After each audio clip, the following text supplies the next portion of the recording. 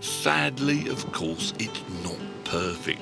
The forest will never be the same again, and how fast will the second, let alone the 10th crop of timber grow?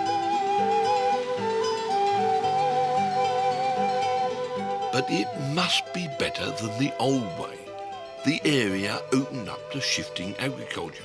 Down come all the rest of the trees to be burnt on the spot, and crops are then planted in the ashes of the forest. A small family makes a meagre living for a few years until the soil is exhausted. Then it's only fit for grazing and the beef barons move in. And that's real bad news for the members of the Scottish Hardwood Charter, let alone the international timber trade.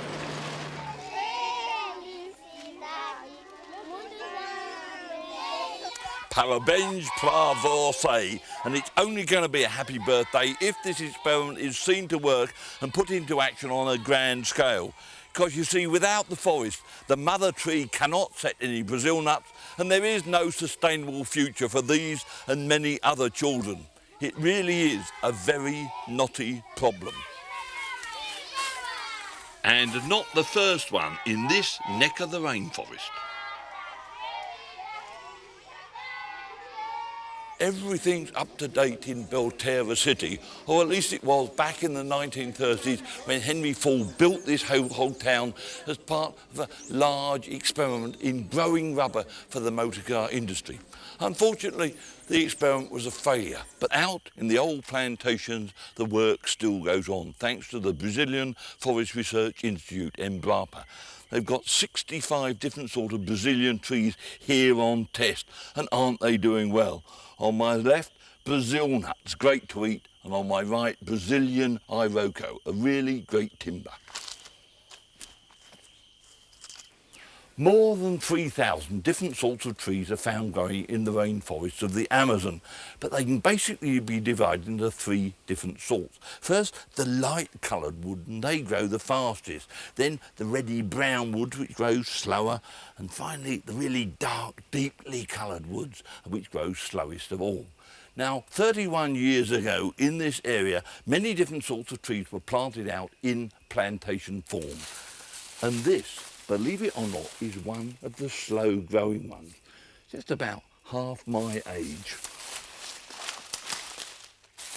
And this is a medium one, great for furniture, and it's got a label to prove it. And this is one of the really fast movers. The very first experiments começaram em 59, 1959. Research, though hampered by lack of funding, goes on to improve the production of cut-over forest by interplanting. After that, the silviculture. But in the shade of the canopy and in competition with lianas, growth can be slow and management very costly.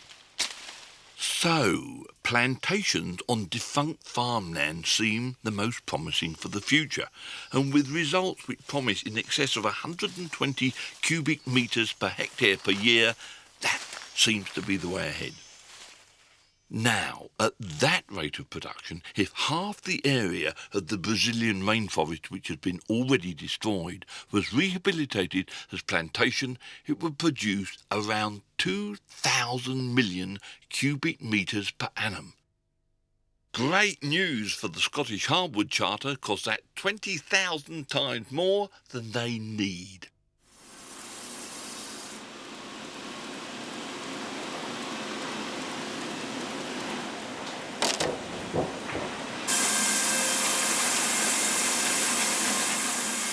This operation in Santarém generates 400 direct jobs, 2,000 indirect jobs, and guarantees the subsistence of more than 8,000 people, using a forest management system which seeks to ensure the production of raw material in a sustained regime.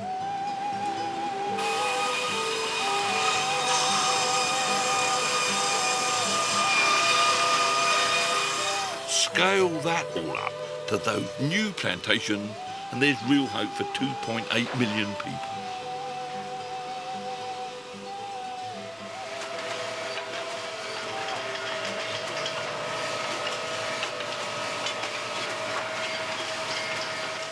The exciting thing is that new laws have now been passed, which should expedite that process.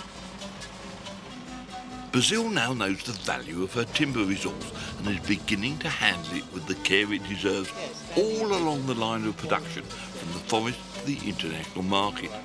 If the world can be taught the same lesson, perhaps it can be made to work. In 1992, the year of the Rio summit, 50 million cubic metres of hardwood were dragged out of the Brazilian Amazon. 48 million were used by the people of Brazil, value added naught. Only 2 million went to the international timber trade. A trade which is all set to explode. You see, this old river's getting busier and busier, with delegations and companies from China, Korea, the Philippines and of course Japan queuing up for their future supplies of timber, as all the accessible forests of the Pacific Rim are finally being stripped of all their assets. The only chance there is for the forests of the Amazon is for all those governments who went to Rio to stop talking and act to ensure that in future all timber supplies of any sort come from well-managed forests and plantations. This is the final chance, not only for the people of the Amazon, but for the children of the world. For their sakes, make it happen, please, now.